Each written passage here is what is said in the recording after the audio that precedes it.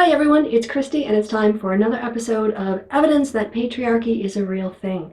And as in previous videos, my intention here is just to provide basic facts that demonstrate that our society, when you examine how it's organized and who holds power, when we look at by sex, who holds power and in what ways, we can see that our societies have always been, and in many ways continue to be, patriarchal in terms of their structure and their norms.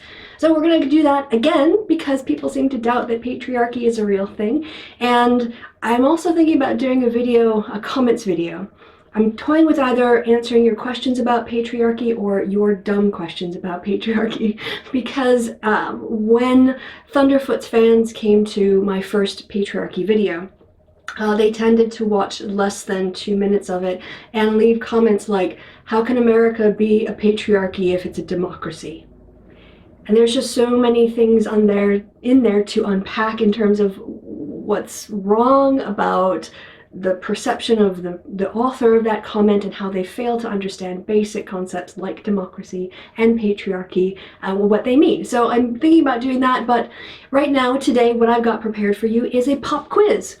I'm going to we're going to go over in this order. I'm going to give you a definition of patriarchy, and then we're going to look at some examples of how men have talked about women in the past to demonstrate the way that they viewed women and how they created institutions that reflect those views. Then we're going to look at how long feminism has been working against patriarchy in the West. We're going to look at patriarchy in modern times, structures that define patriarchy, and then we're going to have our pop quiz. So let's get going. For this video, here is the definition that I'm using, and all of the things I found on here you can find on the internet. I'm purposefully using really basic stuff that you can find yourself. You don't have to read Judith Butler to know about this stuff. You don't have to know extensively about the writings of Simone de Beauvoir. This is just really basic stuff that establish facts in reality. So that is what we're going to be looking at. And here is the definition that I've chosen for this video. Patriarchy is a social system in which males hold primary power, predominate in roles of political leadership, moral authority, social privilege, and control of property. In the domain of the family, fathers or father figures hold authority over women and children. Examples of this sort of mentality can be demonstrated by how men in history have written about women. A very famous author, Aristotle, apparently portrayed women as morally, intellectually, and physically inferior to men, saw women as the property of men, claimed that women's role in society was to reproduce and serve men in the household, and saw male domination of women as natural and virtuous. That is patriarchy, precisely summed up. If you hold these views, you are anti-egalitarian, you are a sexist who favors male power over women based on genitals. We can also see this mentality pervasive in the Christian church fathers. St. Clement of Alexandria wrote that in women, the consciousness of their own nature must evoke feelings of shame. Tertullian, who was the African father of the church, called women the devil's gateway. And St. Gregory, who was the bishop of Constantinople, said, "Fierce is the dragon and cunning the asp, but woman has the malice of both." We can see this sort of contempt, fear of women's sexuality, women's sexual freedom, the desire to humiliate women and shame them and keep them in a secondary position. And that has pretty much been the way that we're going to talk about other societies more in the future, but let's focus on Western Europe and the United States, because eventually we're going to, again, with my American bias, I'm going to use some American data because I can make these videos faster, but we're going to look at that cultural influence of misogyny and patriarchy in the West and how long it's taken us to start to redress this as societies. Let's compare how long patriarchy has existed in terms of our written records, although we could go back farther, compared to how long feminism has been trying to promote the idea of women's equality as human beings in terms of recognition, their legal status, recognizing women as equals in their economic status, in their social status, and we won't even talk about religious status. But let's look at this timeline that I've created that basically just demonstrates that if you look over the course of human history, and in this video I want to focus more on Western Europe and the North American English-speaking world, because it's easier for me as an American to do that, but let's look at this, and you can see that basically patriarchy has been going since forever. And first wave feminism, I'm pegging here starting in the middle of the 19th century, so somewhere around the 1840s, 1850s, that's when we first see a social movement that wants to take on the issue of women's status in society. And I'm using just here as an example of that first time women are starting to exist as independent legal entities. In 1860, New York passed a revised version of the Married Women's Property Act, which gave women shared ownership of their children, because they didn't have that up until that point, allowing them to have a say in their children's will. It looks like wages in terms of shared ownership in their wages, and granting them the right to inherit property, because until then women didn't have that right. And if you don't have any money, you can't control your destiny. You're basically dependent on somebody else to provide for you, and that's women's infantilization. Women need economic independence in order to have, a true political equality, true social equality. And this was, as you can see, one of the first efforts to do that. Sociologist Sylvia Wolby looks at 6 overlapping structures that help define patriarchy. She organizes them in terms of the state, that women are unlikely to have formal power and representation in areas of political power. Inside the household, women are more likely to be doing the housework and raising the children. In terms of violence, women are more prone to being abused. In paid work, women are likely to be paid less. Women's sexuality is more likely to be treated negatively, and women are more represented in the media and popular culture. If we go down all of these points, we can see a disparity between the way that men and women are represented in the state, the way that we can look at surveys of time spent and see that women still spend disproportionately more of their time, even when they're in paid work, doing housework and raising their children. We can look at violence statistics, who are the perpetrators, who are the victims. We can look at sex differences in wages and other census data on that. We can look at how women are talked about and portrayed in terms of their sexuality, judged on their sexuality as compared with men, and in the culture, how women's bodies, how women's personalities, how women's intelligence are represented vis-a-vis men. So these are some things that you can think about looking at as a basis of comparison to understand how patriarchy can manifest in a society. When I think about patriarchy, I tend to think about it slightly differently. I tend to divide life into the public sphere and the private sphere. Public sphere is out in the world, jobs, politics, religion, all that kind of stuff. Private sphere, obviously family, internal stuff. And we've seen over history that men have had, and starting from, absolute power in all of both the private and the public spheres. And over time, in the last, 150 years, women are advocating, and men who support women are advocating for women's equality more and more. So we can think about patriarchy in terms of how it operates publicly and how it operates privately inside the home. I also think about patriarchy in terms of its spheres of influence, and I look at those as being political, legal influence, economic independence or dependence, religious moral authority or not, and social status and social equality.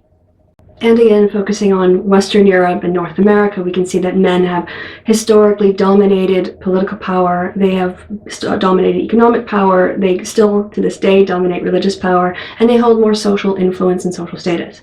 So that's generally, I don't go with Wolby's approach. I tend to think about this sort of table of private, public, and these categories of social influence.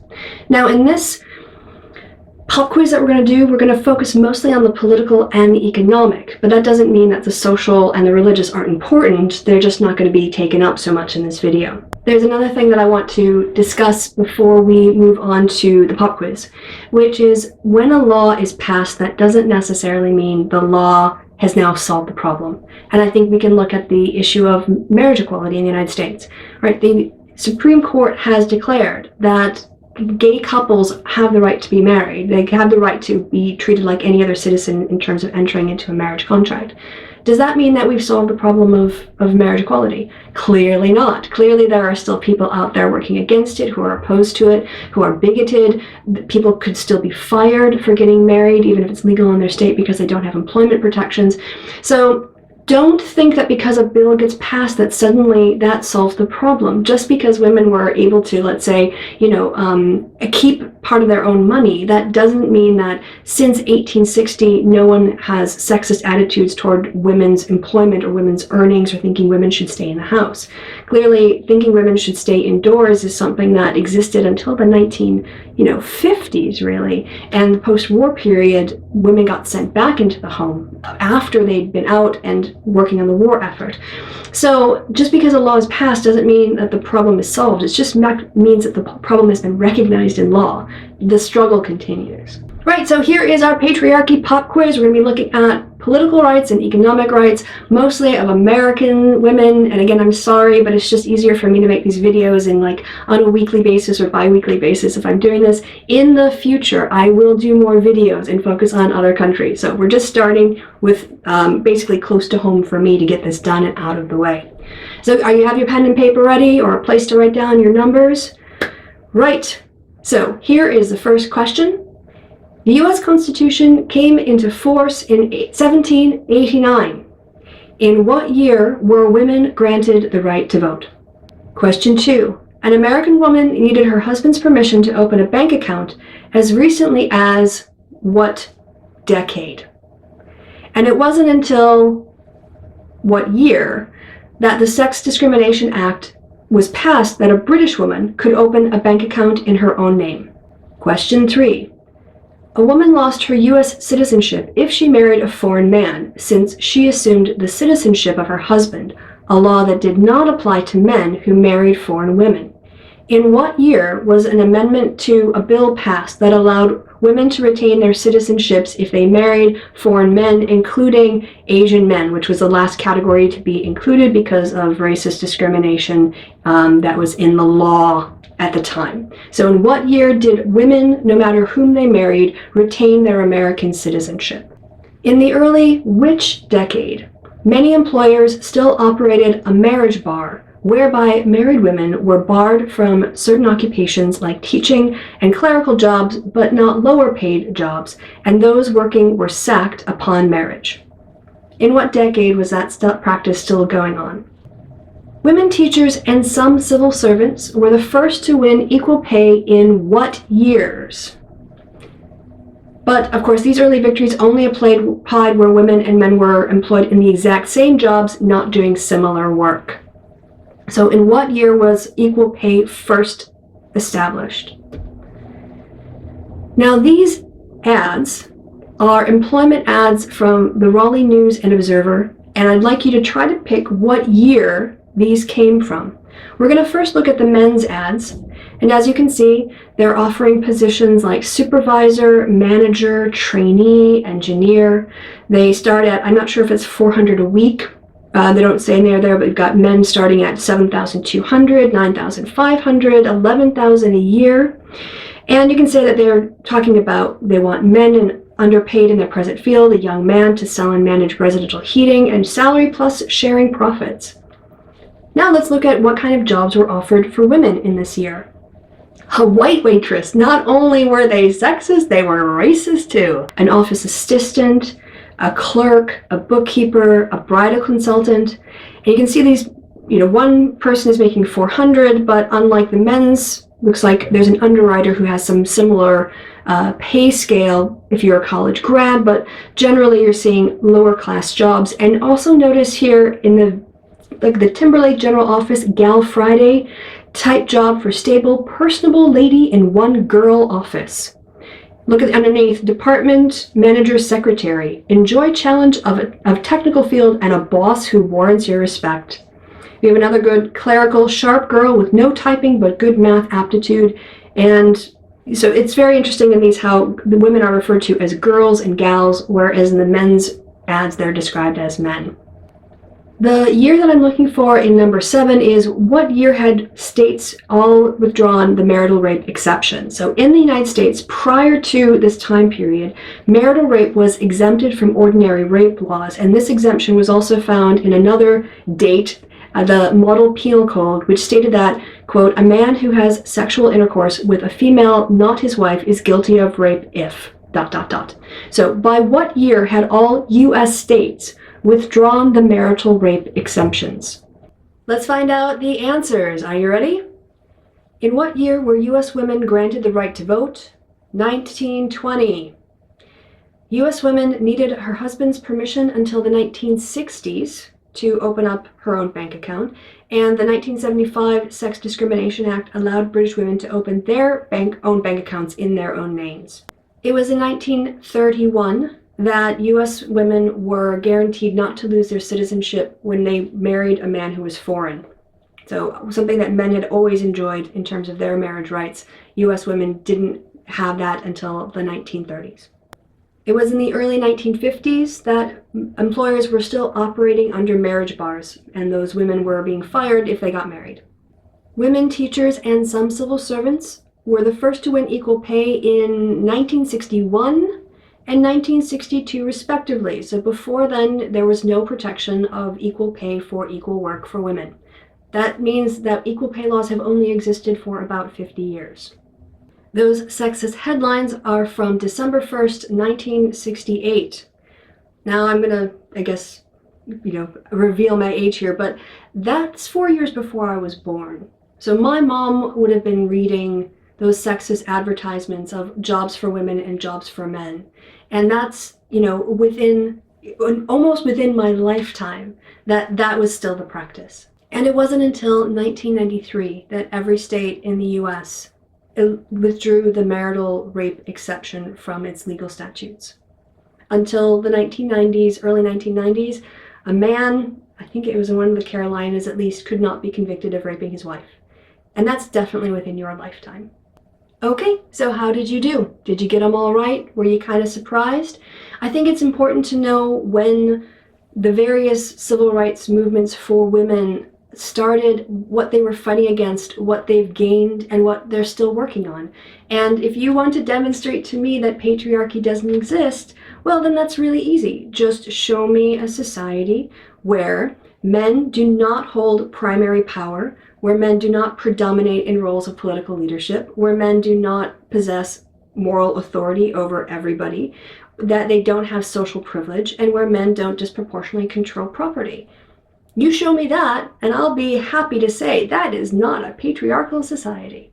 So that has been the Patriarchy Pop Quiz. I hope you guys enjoyed this and learned if nothing else, a few more facts about the women's struggle, at least in the US and sort of coming from a Western Europe perspective. Again, this is going to be a long-term series, so we're going to have plenty of time to talk about these issues, hopefully in the next year or two, as I go through these topics one by one. So until the next time I do a video, which I guess will probably be my hangout in a few hours' time, I've been Kristi, you've been awesome, thanks for watching to the end of the video, and I'll see you soon.